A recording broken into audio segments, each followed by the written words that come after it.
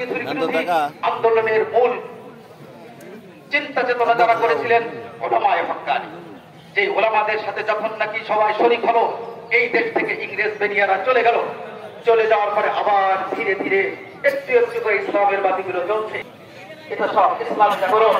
জোরে বলে আল্লাহু আকবার, আরো জোরে বলে আল্লাহু আকবার, আল্লাহু আকবার, আল্লাহু আকবার, লা ইলাহা ইল্লাল্লাহু, আল্লাহু আকবার, আল্লাহু আকবার, ওয়ালিল্লাহিল হামদ। জোরে জোরে তাকবীর বলে আল্লাহু আকবার, আল্লাহু আকবার, ইল্লাল্লাহু, আল্লাহু আকবার, আল্লাহু আকবার, ওয়ালিল্লাহিল হামদ। সর্বকালের, সর্বযুগের, সর্ব মানুষের, প্রত্যেকটি মাখলুকের সার্বজনীন সহমর্মী দরদী মানুষ ছিলেন রাসূলুল্লাহ সাল্লাল্লাহু আলাইহি ওয়াসাল্লাম। যে হও না কেন